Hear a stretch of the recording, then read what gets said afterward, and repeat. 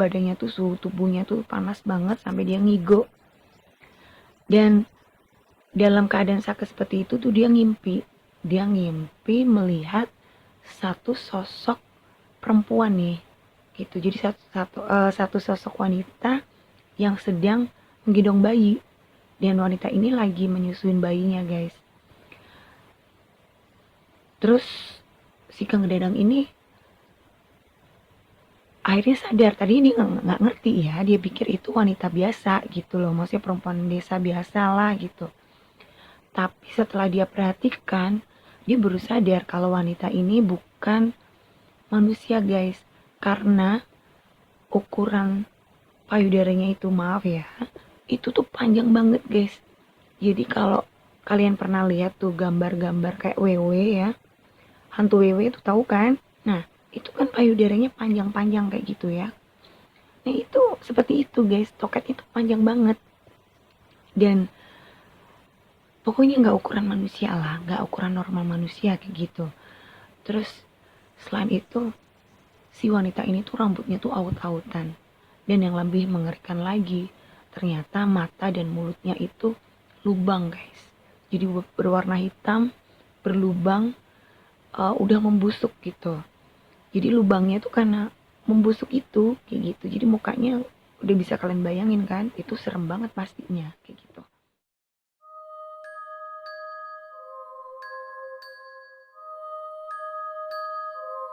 Halo guys, ketemu lagi bareng gue Adele di channel Real Horror Story.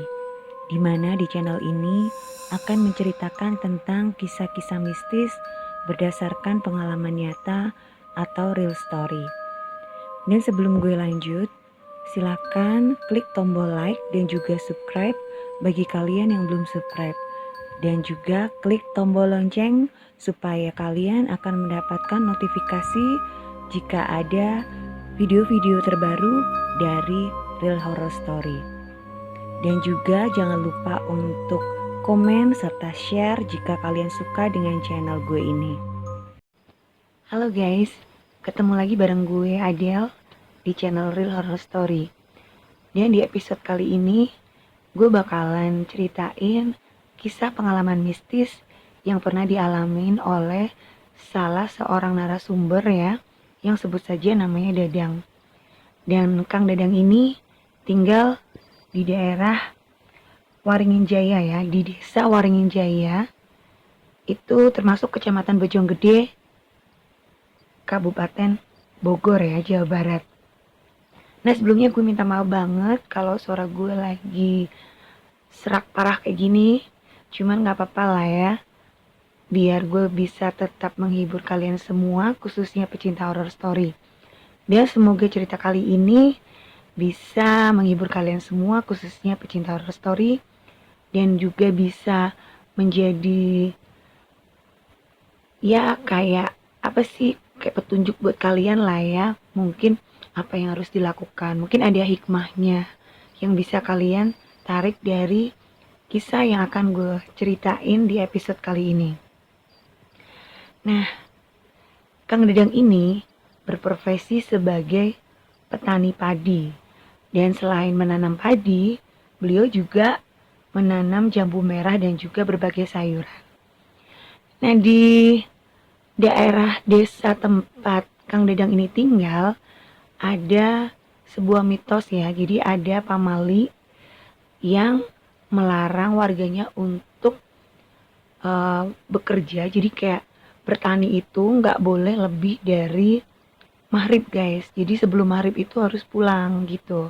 Karena kalau sudah lewat dari maghrib itu mereka bisa mendapatkan hal-hal yang ya yang negatif gitu. Jadi kayak sial lah ya. Mungkin bisa diganggu makhluk-makhluk halus di sana.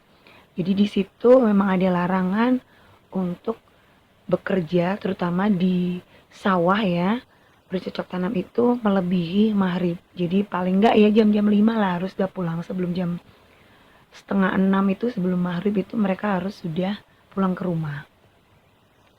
Nah, sebelum pengalaman mistis si Kang Dadang ini gue ceritain ke kalian ya, di daerah tersebut itu banyak sekali terjadi kejadian-kejadian mistis yang dialamin oleh warga yang tinggal di sana. Jadi selain Kang Dedang ini, ada juga pengalaman mistis yang dialamin oleh salah satu warga yang tinggal di daerah desa Waringin Jaya tersebut. Di mana di daerah tersebut ada sebuah kali yang bernama Kali Pesanggerahan. Nah, di sepanjang kali itu masih tersisa sawah, guys. Nah, itu sawah yang digarap oleh penduduk desa yang tinggal di sana. Nah, ada salah seorang warga desa nih ya, menemukan seekor ikan gabus, guys. Dan ikan gabus ini ukurannya tuh gede banget, yang nggak umumnya ukuran ikan gabus, guys. Jadi ikan gabus ini segede orok bayi tuh, kan gede banget tuh ya. Nah, padahal ikan ini dipercaya itu bukan ikan sungguhan, jadi kayak siluman gitu loh guys.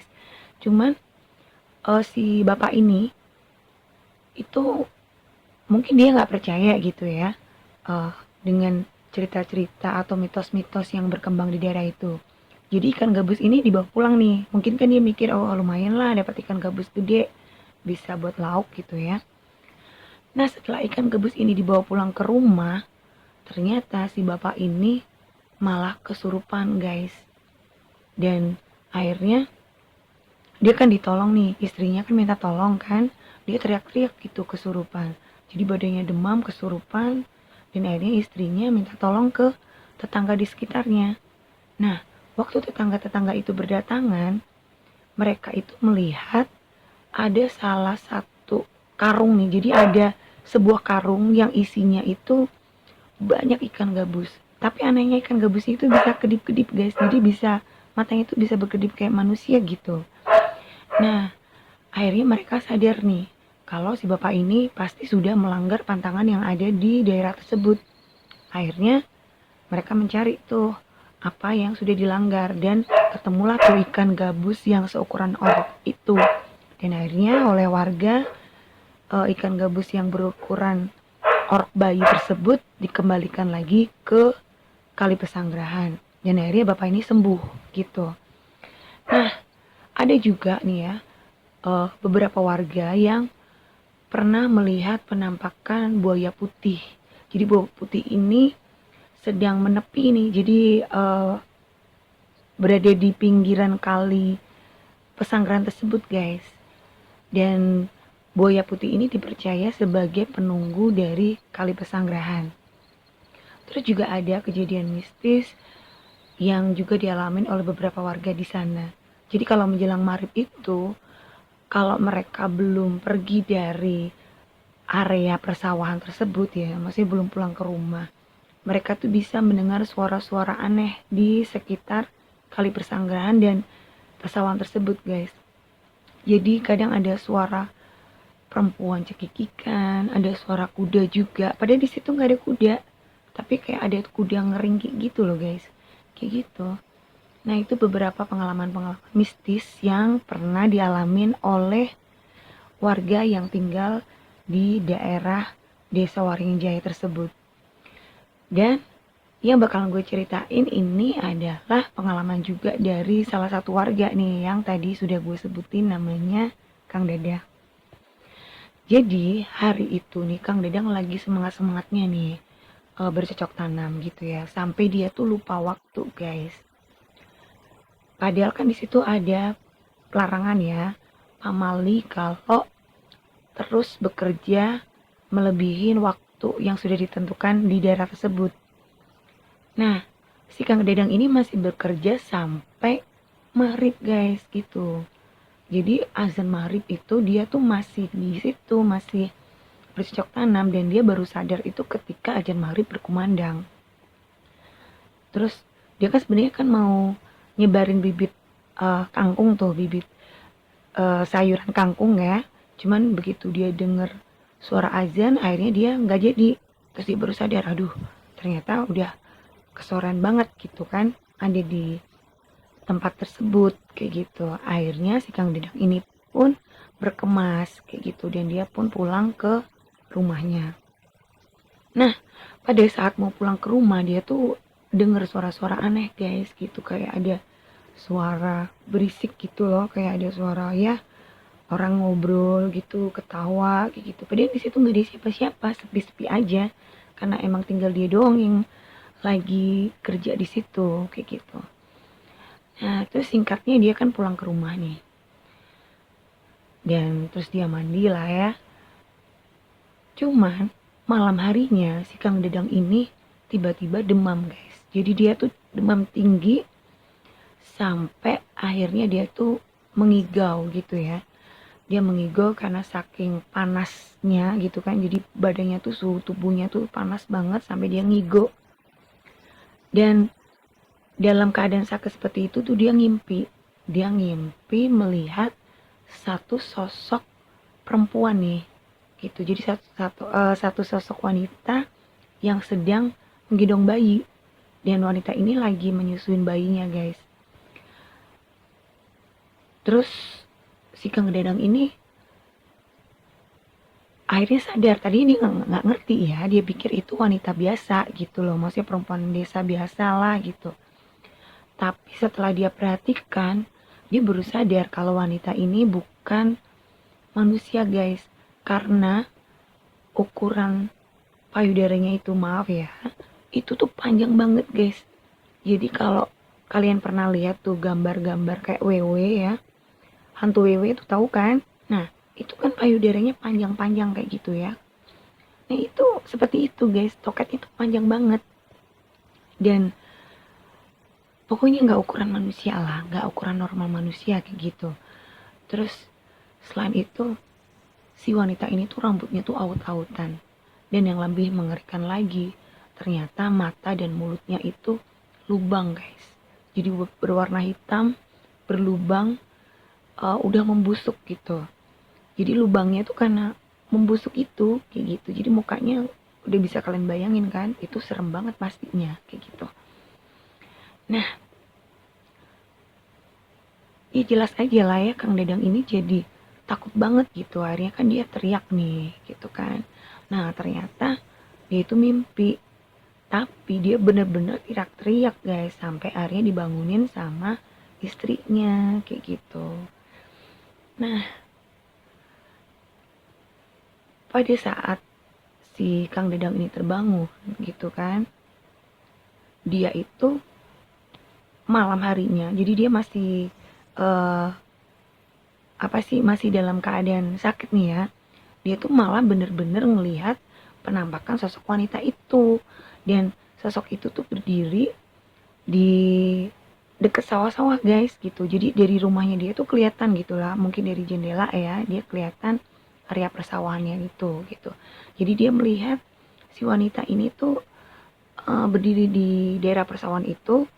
Terus si wanita ini terbang menuju ke area perumahan yang ada di samping Kali Pesanggerahan tersebut, guys. Jadi ini kan Kali Pesanggerahan itu sampingnya ada persawahan. Nah, sampingnya lagi ada perumahan. Perumahan elit itu sebenarnya, tapi perumahan tersebut sudah terbengkalai gitu, dan itu nggak tahu sebabnya kenapa. Jadi perumahan itu kosong. Ada salah satu rumah tingkat yang sebenarnya itu rumah mewah gitu ya dulunya, tapi udah kosong lama, guys. Nah, si wanita ini itu terbang ke arah rumah tersebut kayak gitu. Terus tadinya kan ya istrinya mungkin ngirain si Kang Dedang ini sakit biasa gitu ya, jadi dikasih obat penurun panas lah gitu, obat demam biasa. Ternyata si Kang Dedang ini gak sembuh-sembuh, guys, bahkan semakin kayak halu gitu loh, guys. Jadi dia tuh sering kayak halusinasi gitu ngelihat si sosok penampakan wanita ini tuh terbang di atas rumah kosong itu, guys. Jadi dari rumahnya Kang Dedang ini, Kang Dedang tuh bisa ngelihat atapnya rumah kosong tadi, rumah yang mewah tadi itu. Nah si wanita ini tuh, jadi dia tuh berdiri tapi ngelayang gitu loh, guys. Jadi terbang di atas atapnya. Terus tangannya tuh ngelambai-ngelambai ke si Kang Dedang gitu, kayak manggil-manggil gitu loh. Nah Kang Dedang kan otomatis takut ya.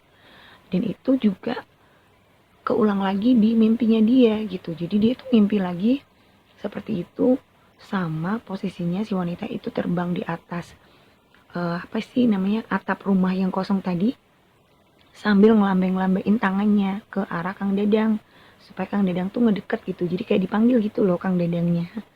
Nah, karena Kang Dadangnya nggak mau, malah si wanita ini tuh turun guys, jadi dia turun nyamperin si Kang Dadang kayak gitu.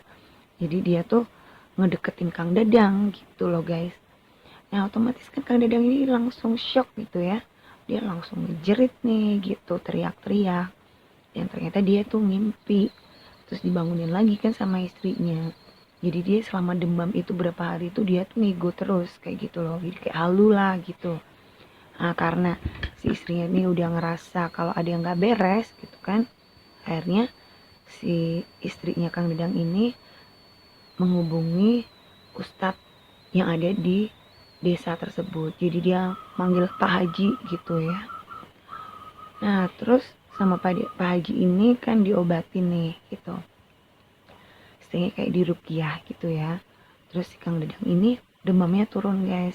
Setelah si Kang Dadang ini demamnya turun, Pak Haji ini kan nanya, apa yang udah terjadi, apa sih yang kamu lakuin sebelum kamu tuh ngalamin kejadian seperti ini gitu.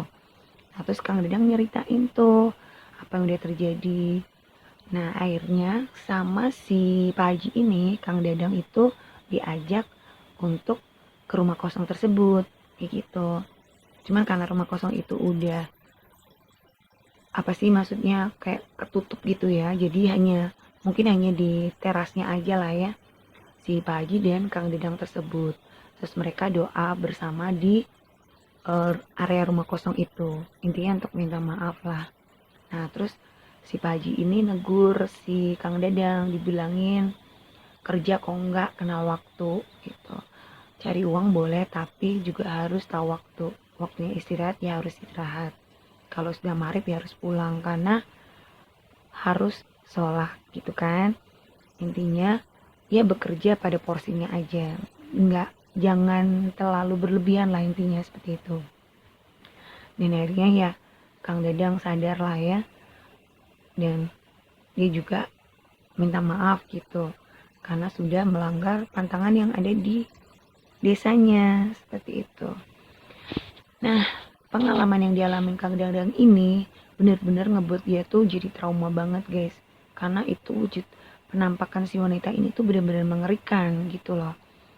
Dan menurut Pak Haji gitu kan, ini tuh wanita ini tuh dulunya sepertinya wanita ini tuh penghuni dari rumah kosong tersebut.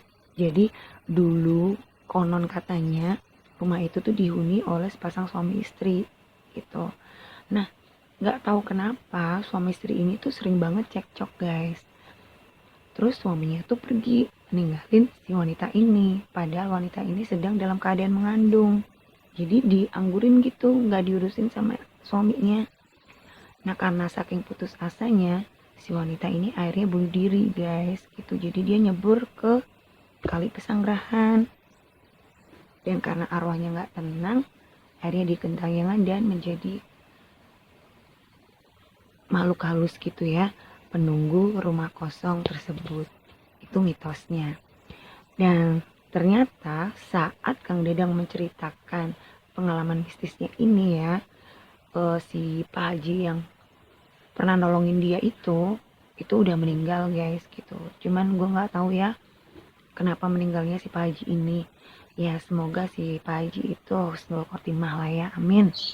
Nah itu tadi guys pengalaman yang pernah dialamin oleh salah satu narasumber dari Real Horror Story Aduh Belibet yang bernama Kang Dadang. Jadi ya mungkin dari cerita ini kita bisa mengambil hikmah buat kalian semua yang memang gila kerja nih ya guys, yang workaholic gitu ya. Ada baiknya juga kalian itu jangan terlalu memforsir diri ya, bekerja pada tempatnya deh ya. Karena kalau kalian terlalu memforsir diri juga nanti malah gak bagus gitu loh kan. Kalau kecapean bisa sakit juga kayak gitu, nanti bisa lupa makan, lupa istirahat, itu kan juga gak bagus untuk kesehatan kalian. Dan tentunya kalau terlalu sibuk kerja juga bisa melupakan ibadah. Itu yang paling utama yang gak boleh dilanggar, seperti itu. Jadi bekerjalah pada porsinya sesuai kemampuan aja kayak gitu. Jangan terlalu dipaksakan. Karena toh rezeki itu kan sudah diatur ya sama Tuhan. Jadi pasti ada porsinya masing-masing seperti itu.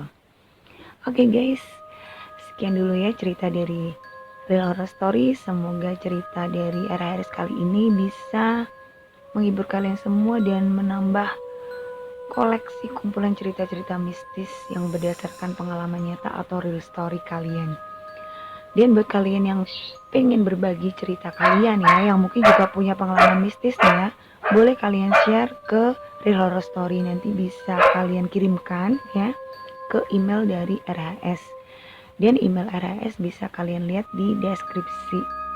Juga sekarang Real Horror Story ada Spotify-nya nih guys. Jadi jangan lupa mampir ya, namanya sama Real Horror Story. Nanti kalian bisa cari dan linknya itu gue cantumin di deskripsi juga.